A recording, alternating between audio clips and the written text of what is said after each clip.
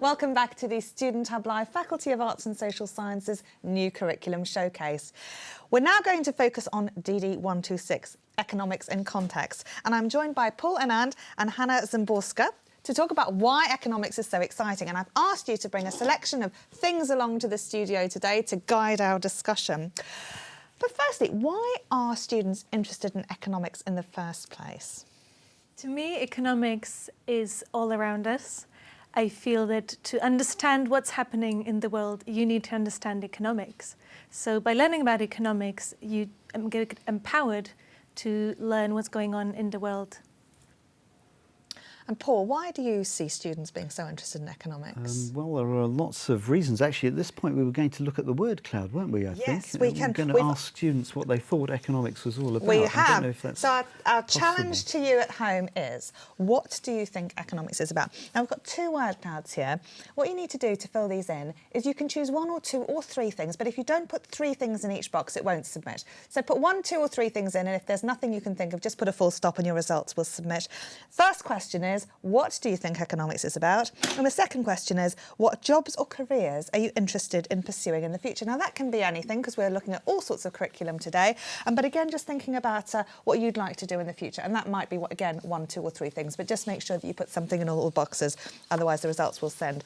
And we'll get our feedback from that in a minute, Paul, as soon as everyone's had a go filling those in. All yes. right. So maybe I should start on the on some of these objects. You asked me to bring in a few objects, and I think last year we brought in a glass of water and a cotton T-shirt. And well, we automatically give all guests water now in the studio, so that option's gone. So what about the T-shirt? You haven't given us a T-shirt, No, well, Karen. maybe next. Actually, T-shirts were another thing you bought last year to talk about the global trade. That's right. But this exactly. year you've bought a Russian. Tell us what you So, bought. so anyway, so what have I got here? So this is a little abacus that I got in Hong Kong about 30 odd years ago. It's a sort of, the module's very much about the way in which technology is driving economic systems and the world in which we live. So we've had abacuses for at least 2,000 years now. So I went to Hong Kong, as I say, about 3 decades ago, and you'd go into a sort of an electrical goods shop, and you'd buy maybe a calculator or a camera or something like that. And at the end, the person behind the counter would get out an abacus and add up the bill. And so it's about sort of appropriate technologies. Economics is very much about counting, about numbers, giving accounts of things. So it's a numerical, quantitative subject, and so that was the reason I brought that. Second object here I have is a watch. So this is a wristwatch. I've stopped wearing it. It's actually starting to rust now, sadly. So one of the things we have going on in the module is this theme of time and space. Okay. And time, very much about trading objects, and we make things in different places, so they needed to be exchanged. And we've been talking about trade now in the headlines for the past 3 years ad nauseam with all the Brexit stuff that's going on. So that's there. But time also, and people talk about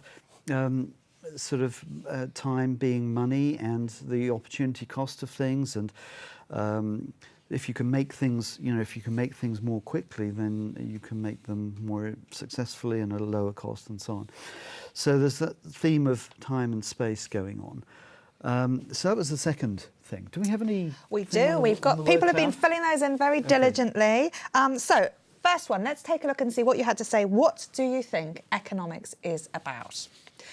Explanations coming in really key here. People putting things like international trade, system dynamics, human practices, production and distribution, life stuff, numbers, behaviour projections, consumers, economy, reasons, the economy, money systems, relations, spending and saving. Money there, I would have expected, would have been the key thing. But tell us then, more things coming through here as well. What is surprising you about some of these things? I mean, it's a huge range of responses that we've had. I mean, to be honest, it's the great thing about economics is not just one thing. It encompasses so much. And it is surprising, but at the same time, it's kind of the discussions we've been having since we started producing DD126. So the way we approach this diversity of topics, of issues, is through three themes. The first theme is the theme of agents. And actually, we see there popping up consumers, behavior. We're looking at what the economy is, what it comprises of, who are the key economic actors. Now, after we sort that out, we then think, okay, what do economies do? What should the economies aspire towards? What makes economies successful? And it would be really great to hear some comments from our viewers as well of what do they think a successful economy should look like? Because I think there's, again, a lot of ideas that have been around, and now, you know, with climate change, the priorities are shifting quite dramatically. So we looked at agents and at success. And then lastly, kind of tying into what Paul was talking about, technology, we looked at how do economies become successful? So how do they change? What's the change that brings about success in the economy? And again, we've seen behavior, we've seen explanations, which is a major part of what economists do, is to provide explanations for real-world phenomena.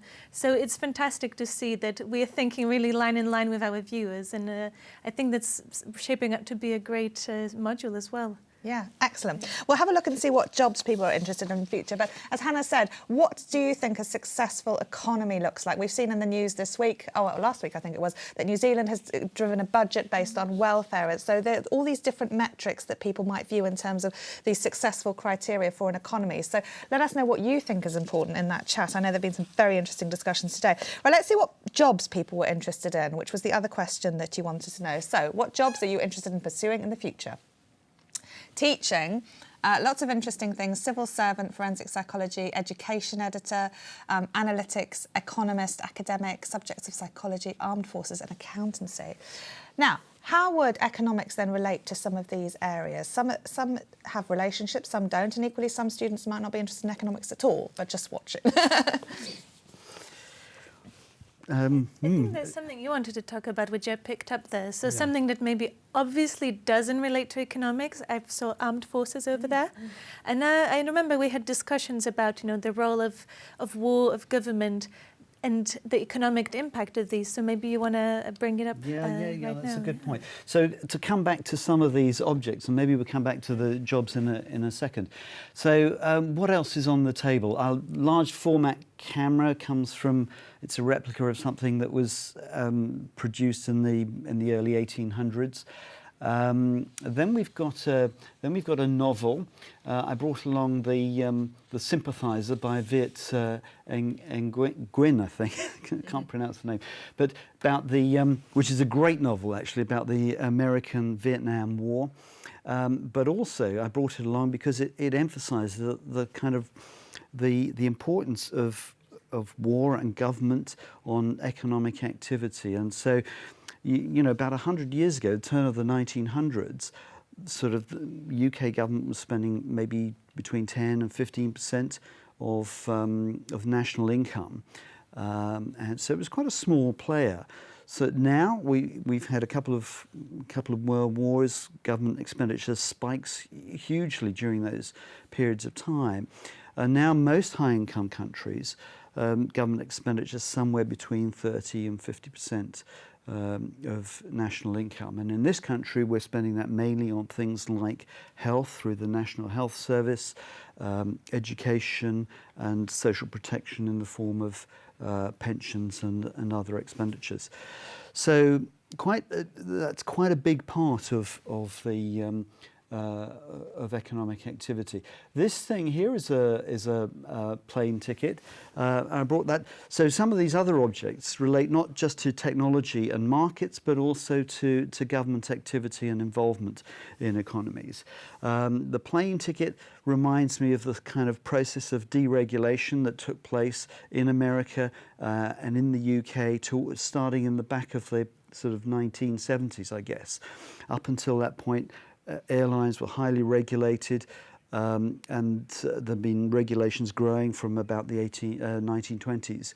Then people decided, well, maybe the government should pull away from that sort of regulation, and then we saw the introduction of low-cost airlines, Freddie Laker, for example, EasyJet, Ryanair, and so on. So that's completely transformed the way in which we think about that particular industry. And of course now, as Hannah was saying, we're concerned about the emission of greenhouse gases, and a lot of these sort of transportation industries are particularly involved in carbon emissions, and so we're thinking about the environment's exactly critical in this whole story. Absolutely, absolutely. So.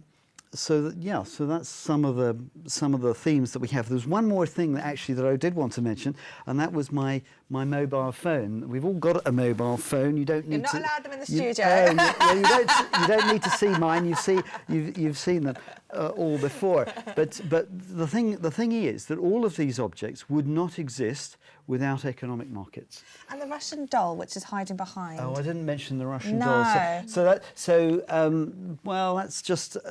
So I used to see these a lot as a child, and people would go to Eastern Europe and they'd bring these back as souvenirs. I think you call them matryoshka dolls. Yeah, is that right? matryoshkas. Yeah, Okay. they are Russian, but surprisingly, they are sold all over Eastern Europe. I guess just kind of like a regional prop now. And what do they represent to you Well, then, so, Paul? so the point about it was, so they look really old and traditional, maybe hundreds of years old. This is a woman in traditional costume. Then you see there's a little line there, and you can pull them apart, and you start opening them up, and there's more and more inside. And you eventually you get down to this tiny little one inside. And in a way, there are 2 points about this, really. One is that this sort of represents one of the ways in which economists try and understand the world. So there's a big picture, it's very complex, very detailed, but you can't understand that. So you break things down into little small elements that help you understand how things are interrelated. That was one point. The other point was that it's going back to the issue of trade, I suppose. And so we think of these as being traditional things. Actually, these were produced in Russia after somebody had been to Japan, and they visited Japan, and they brought back a set of nesting boxes. And there's a box within a box within a box, and in the smallest box is a grain of rice. And that's an idea that came from China about 1,000 years ago. So as people move around the world, and they bring objects with them, and those objects embody the ideas that they have. So it's a really exciting and interesting story, I think, about the interrelationship between economic trade, intellectual property, ideas, migration, people moving, and so on. So we've touched on the whole sort of economics in context, and we've seen how relevant it is and how the various objects that you've brought tell different stories. Hannah, I wonder if we could return to the themes that you mentioned earlier, because we were discussing the 3 core themes, which are agents, change and success. One interesting thing that popped up in the jobs was that, as I mentioned before, I do see a bit of economics everywhere, because we are living in the context of markets, of governments, of the different agents. We are managing our own money, our own livelihoods. And an interesting part, again, kind of going back to the props that ties the module together, is looking at applications in real life. So it's not just theoretical explanations of economics and how what you do in your life impacts on the economy as a whole. But we looked at specific episodes in history. For example, we looked at Soviet economies.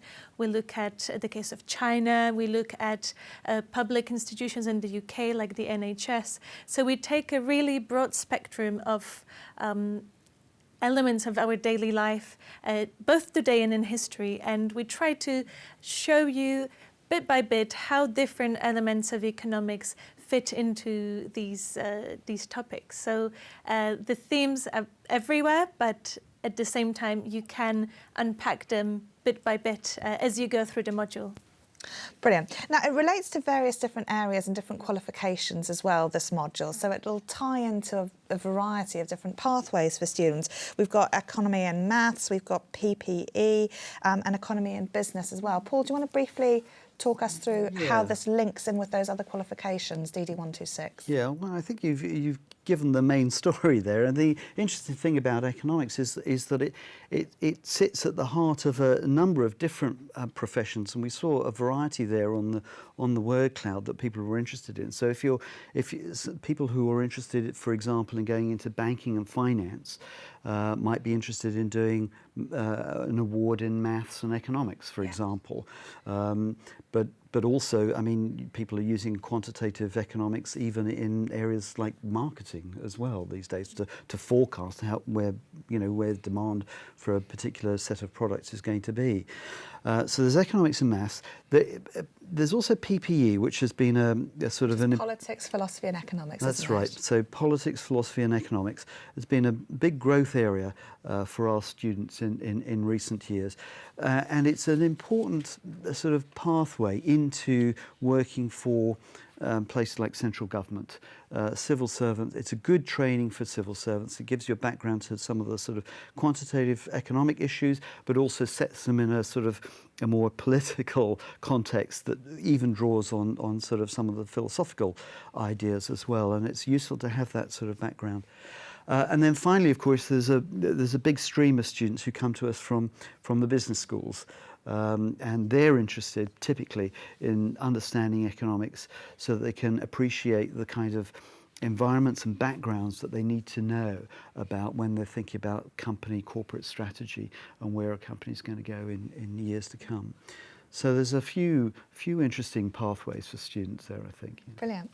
And finally, Hannah, for our very last question, I wondered if you could just briefly tell us about the assessment. Yes, so we reflect these different traditions of where our students will be coming from. So we have a good mix of different ways of assessing your work, which will suit a lot of different learning styles. We have, first of all, essays that are very gradually built up towards. So you will really learn how to express yourself using the economic language, which is really indispensable for your professional lives. And just as a side note, the reason why I got into economics is because I wasn't sure what I want to do in my life. And I thought economics, it joins together geography, history, sociology, maths, politics. Everything is there, so it's really flexible subject.